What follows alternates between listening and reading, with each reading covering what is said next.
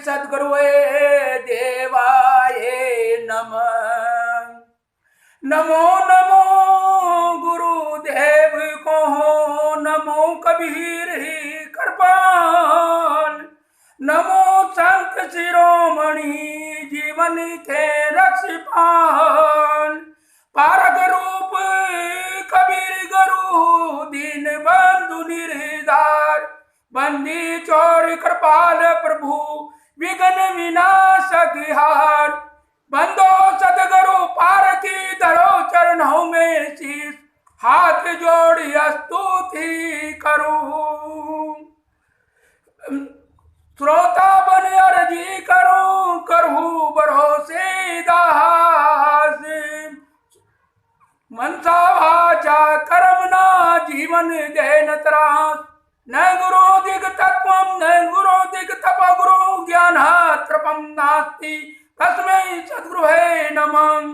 ध्यान मूलं गुरुमूर्ति पूजा मूल गुरो पदम, मंत्र मूलं गुरु वाक्यम मोक्ष मूलं गुरु कृपा।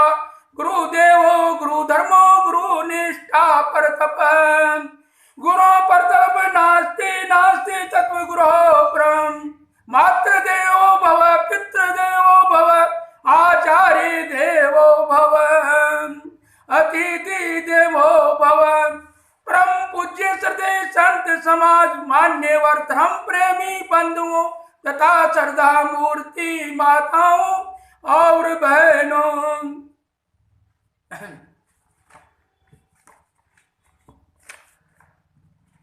आपका घर कहाँ है? सतगुरु कबीर ने कहा है, अरे बंदे कर ले अपनी बेरा, बंदे कर ले अपनी बेरा। आप जयत लिखूं आप टोर करूं, मुए खांगर तेरा। ये अवसर नहीं चेतु प्राणी, अंत कोई नहीं तेरा। कहे कबीर सुनो संतों, कठिन काल का घेरा। हर वस्तु को काल निरंतर निगल रहा है। इस परिवर्तनशीलता को देखो।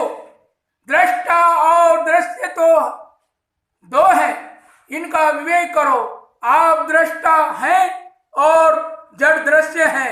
आत्मा दृष्टा है और पांचों विषयों में भरा हुआ जड़ दृश्य जगत दृश्य है। दृष्टा दृश्य है को देख देख कर लुप्त और शुद्ध होता है। यही उसकी हार है। जीत उसी के है। वह देख तो परंतु लोभे न करे। पारग रूप स्थिर होए रहना, सकल परखना, ना कुछ गहना। श्री पूरन साहिब ने निर्णय सार में कहा है, सबको परखना देखना, लेकिन ना कुछ कहना। कुछ गहना नहीं, कुछ पकड़ना नहीं है। कभी भी मोह नहीं करना। पारग रूप स्थिर होए रहना, ज्ञान में स्थित रहना। पारग रूप में स्थिर होए रहना, ज्ञान में स्थित रहना। आध्यात्मिक ज्ञान का अर्थ यही है कि अपने को पहचानो, अपनी तरफ लौटो। इस दृश्य जगत में उलझो न। यहाँ सच क्या है? सच तो मैं हूँ जो परिवर्तनों को देखता हूँ और देख देख कर अप्रवर्तित रहता हूँ। मैं कहने वाले जितने जितने हैं सब आत्मा हैं, सहजाति हैं और वे सब सच है। दृश्य को देख देख कर रीझना और खींचना यही दुख है। दृश्य को देख कर रीझना नहीं और खींचना नहीं, यही अपनी स्थिति है। रीझ और खींच दोनों बंद हो जाए तब कल्याण है। दुख में अगर छूटना चाहो तो आसक्ति को छोड़ो। जो दिखाई देता है उसमें लोभ और मोह न करो, विवेक से बर्ताव करो। जीवन जीने का मतलब है अनासक्त होकर जीना। आसक्त होकर जीवोगे तो आज सुखी रहोगे और आगे भी सुखी रहोगे। शरीर का मर जाना मेरे अस्तित्व का मिट जाना नहीं है। शरीर का वियोग हो गया, इसका मतलब है कि शरीर बिखर गया। आत्मा तो नृत्य है। जिन जड़ तत्वों में शरीर बना है वे भी नृत्य है। दुनिया में अस्तित्व वाला एक छोटा अंश भी समाप्त नहीं होता है और नया कुछ बनता भी नहीं है। जो है सो है, पहले था, आज है और आगे भी रहेगा। केवल सहयोग विवेक होगा, मिलेगा और बिछड़ेगा, और इसी मिलन और बिछड़न में सारी तकलीफ है, सारी तकलीफ है। हे बंधनमान जीव, तू अपने आप का स्वयं छुटकारा कर। जीवन रहते ही अपने आप को समझ मैं कौन हूँ तथा अपने आप की स्थिति कर। तू इसे समझ कि शरीर न रहने पर तेरा निवास कहाँ होगा। हे मनुष्य, यदि तू इस सुनहरे समय में नहीं सावधान हुआ तो समझ ले कि अंत में तेरा कोई सहायक नहीं होगा। कबीर साहिब कहते हैं कि है संतों सुनो, काल का आक्रमण जबरदस्त है। सतत गुरु कबीर ने मुक्त 4 पंक्तियों में मनुष्य जीवन का सार कह दिया है। इतना ही सोचा समझा जाए तथा आचरण में उतार लिया जाए तो बेड़ा पार हो जाए। वे इस शब्द में पहली बात कहते हैं, बंदे कर ले रे आप निबेरा, आप जियत लिखूं आप ठोर करूं मुझे खां कर तेरा। इस छोटी सी पंक्ति में महत्वपूर्ण बात है कि तुम अपने आप का स्वयं छुटकारा कर लो। इसका मतलब ये नहीं है कि हम बंधे हैं तभी हमें छुटकारा करने की राय दी जाती है। साहेब इसकी याद संबोधन करके शब्द में ही बंदे कहकर दिला देते हैं। बंदे का अर्थ ही है जो वशवर्ती हो, बंधा हुआ हो, गुलाम हो। वैसे विनम्रता के लिए भी बड़े पुरुषों के सामने अपने आप को बंधा, दास, सेवा, गुलाम कहा जाता है, परंतु दोनों में भाव का बड़ा अंतर होता है। जो शरीर तथा संसार की वासनाओं, अहंता, ममताओं में बंधा है तथा जो अपनी विनम्रता के लिए अपने आप को बंधा करता है, दोनों में कोई समानता नहीं है। कितने लोग दास शब्द गुलामी का सूचक मानकर अपने नाम में नहीं लगाते हैं, ये उनकी भावना है। वैसे ये समझा जा सकता है कि किसी के नाम में दास न होने से वह मुक्त नहीं होता तथा किसी के नाम में दास जुड़ा होने से वह बंधुमान नहीं होता है। सतत गुरु कबीर बंदे कहकर हमें संकेत करते हैं कि तुम वासनाओं के बंधनों में बंधे हो, उस पर ध्यान दो और उससे अपने आप को छुड़ाओ। ध्यान रहे तुम्हारे बंधनों को तुमसे अलग कोई दूसरा नहीं छुड़ा सकता है।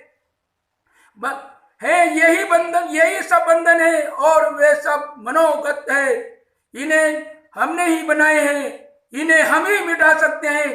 बाहर से के बंधन होते हैं रस्सी, जंजीर एवं कारावास के, तो दूसरा छुड़ा सकता है। ये तो मन के बंधन हैं जिनके निर्माता हम हैं, साक्षी हैं हम हैं और हम ही इन्हें नष्ट कर सकते हैं। संत गुरु अपनी वाणी तथा उच्च आदर्श में हमें केवल प्रेरणा देते हैं। उनकी प्रेरणा को ही हमें ही समझना तथा ग्रहण करना पड़ेगा। हमारा कोई मकान बना सकता है, भोजन बना सकता है, बिस्तर बिछा सकता है और अन्य हमारे कई काम कोई दूसरा कर सकता है, परंतु हमारे मन के बंधन कोई दूसरा नहीं मिटा सकता है। हमें इससे स्वयं को मिटाना है। इसलिए सतत गुरु भी कबीर कहते हैं कि है वासनाओं बंधा जीव, तो इन वासनाओं से अपने आप को छुड़ा ले। आप जियत लखूं आप ठोर करूं मुझे कहाँ घर तेरा। इस पंक्ति में सतगुरु ने 3 बातें कही हैं। पहली बात है जीवन रहते रहते अपने आप को देख लो, समझ लो कि तुम कौन हो। हम सबको देखते हैं किंतु अपने आप को नहीं देखते हैं। अपने आप को देखने का मतलब है अपने आप को समझना। हम सारे संसार को समझने की चेष्टा करते हैं। चिकित्सा, व्याकरण, संगीत, भौतिक विज्ञान, वनस्पति विज्ञान, प्राण विज्ञान, मनोविज्ञान, नाना कला कौशल सबको समझने का प्रयास करते हैं। केवल ये नहीं समझते हैं कि मैं कौन हूँ और इसके समझे बिना हमारा सारा ज्ञान अंत में काम नहीं देता है। हमें दूसरा ज्ञान परम शांति नहीं दे सकता है। अपने आप को 2 ढंग से समझा जा सकता है। एक है अपने मन स्वभाव को समझना कि मैं जड़ दृश्यों से पृथक शुद्ध चेतन हूँ, असंग हूँ, अकेला हूँ पूर्ण काम एवं पूर्ण तृप्त हूँ। इस पंक्ति में सतत गुरु कबीर ने दूसरी बात कही है कि आप ठोर करूं, अपना ठोर करना, अपने लिए जगह बना लेना बहुत बड़ी बात है। जब कोई पढ़ाई में, नौकरी में, व्यापार में, खेती में, राजनीति में, फिल्म, खेल में, संगीत में, पत्रकारिता में, साहित्य में या कहीं भी किसी क्षेत्र में अपनी जगह बना लेता है, तब वो अपने क्षेत्र में सफल माना जाता है।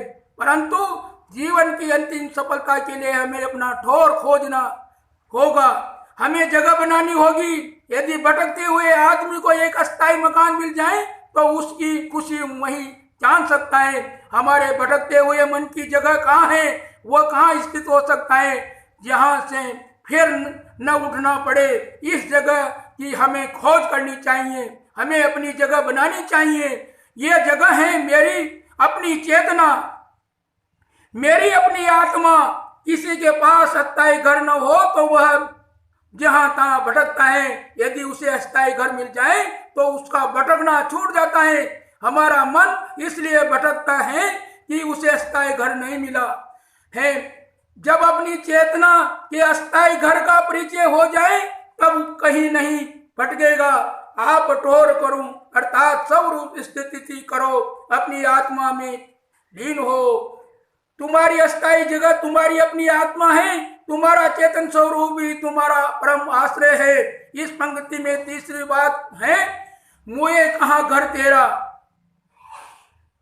मर जाने के बाद तुम्हारा घर कहाँ होगा। मनुष्य को सबसे बड़ा भय और निश्चितता यही है कि मर जाने के बाद क्या होगा। मृत्यु काल में किसी प्रकार शारीरिक कष्ट तो हो तो अलग बात है, अन्यथा कोई कष्ट नहीं होता है। यदि उस समय मन में कोई कष्ट होता है तो केवल इसलिए कि यहाँ का अपना माना हुआ सब छूट रहा है तथा मरने के बाद की स्थिति का पता नहीं है। इसलिए धार्मिकों ने कहा है कि तुम अच्छा काम करो तो मर जाने के बाद यहाँ से भी अच्छी जगह मिलेगी। सर्वलोक और मोक्ष लोक की कल्पना इसी सांत्वना के लिए है। स्वर्ग और मोक्ष लोक की कल्पना तो केवल रूपक है, परंतु उसमें छिपी बातें सत्य हैं। जीव जड़ तत्वों के विलक्षण होने से अमर है, वह इस शरीर से मिट जाने पर भी नहीं मिटता है। यदि वह वासनाओं के अधीन है तो जैसे उसके अच्छे बुरे कर्म होंगे वैसे उसे आगे जन्मांतर में फल मिलेंगे। सत्कर्म करने वाले को कोई भय नहीं है। शरीर छूट जाने के बाद भी उनके लिए सुख का साम्राज्य है। आज अच्छे कर्म करने वाले तथा जन्मांतर में भी सुखी रहेगा। यह एक वैज्ञानिक तथ्य है कि जो हम आज हैं वही कल हैं। आज हमें ठीक होना चाहिए तो कल हम अपने आप ठीक रहेंगे। यदि जीव ने वासनाओं का त्याग कर दिया, यदि वह आज ही सारी वासनाओं से मुक्त है तो उसे मर जाने के बाद भी चिंता करने की आवश्यकता ही नहीं है कि उसका घर तब कहाँ होगा। बोधवान हो जाता है कि अपना अस्थायी घर, अपनी स्वरूप स्थिति जब तक हम अपना घर दे समझते हैं तब तक तो भय था कि वह छूट जाएगी, परंतु जब यह समझ आ गई कि अपना घर अपनी चेतना है, अपनी आत्मा है, तब वह अपना घर छूटने का भय कहाँ रहा। देह तथा देह संबंधी प्राणी पदार्थों को छूटते हैं, परंतु व्यक्ति ने उसकी अपनी आत्मा कभी नहीं छूटती है। ज्ञानी पुरुष समझता है कि अपना चेतन घर, अपना आत्माराम घर तथा पारक प्रकाश घर मिल गया, अब ये कभी छूटने वाला नहीं है। अतएव साहिब कहते हैं कि मरने के बाद तुम्हारा घर कहाँ होगा, इसे समझो। जो अपने अविनाशी चेतन धाम को पा गया उसे मरने के बाद की चिंता मिट गई। जो अपने आत्माराम में रंग गया उसका शरीर कुछ दिन बना रहे या चाहे जब छूट जाए, उसके लिए दोनों बराबर हैं। स्वरूप स्थिति एवं आत्म स्थिति एक रस और अमर है। इस प्रकार ज्ञानी पुरुष निर्भय होता है, उसे भूत भविष्य की चिंता नहीं होती है। यही अवसर नहीं चेतु प्राणी, अंत कोई नहीं तेरा। यह मार्मिक चेतावनी है। आज हमारा सुनहरा अवसर है। साधना के लिए स्वस्थ शरीर है, साधु संगत मिली है, अच्छे साहित्य मिले हैं, पथ प्रदर्शक, शरण रक्षक गुरु मिले हैं, समझ भी कुछ न कुछ मिली है। अब हमें सावधान हो जाना चाहिए, हमें अपने स्वरूप को पहचानना चाहिए और सारी जड़ वासनाओं को छोड़कर अपने स्वरूप में स्थित होना चाहिए। हमारे वह जड़ पदार्थों के राग का फले देह गे प्राणी पदार्थ पद प्रतिष्ठा आदि जड़ जगत में हमारी हंता ममता एवं वासना लगी है, यही हमारे भय का कारण है।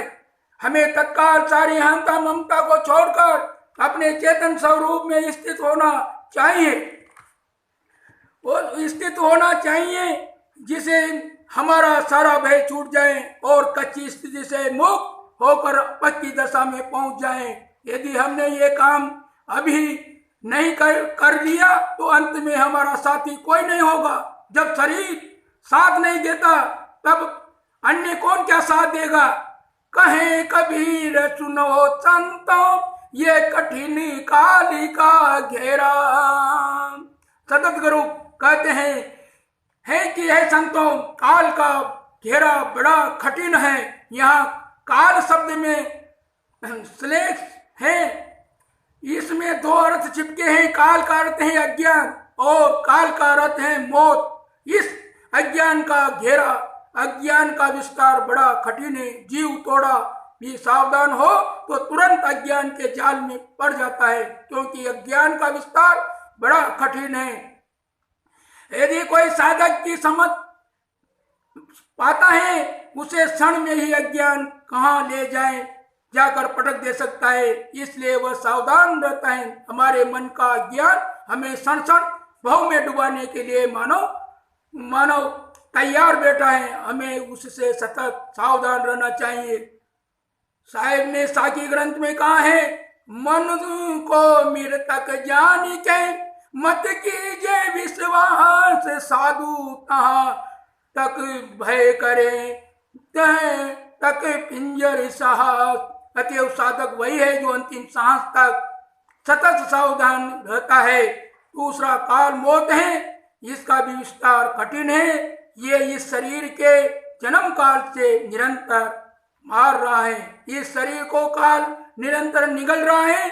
ये इसे कब पूरा निगल लेगा इसे कोई नहीं जानता है। इसलिए अपने कल्याण का काम अति शीघ्र कर लेना चाहिए। घर में आग लगने पर कुआं खोदने का उपकरण करना बेकार होगा।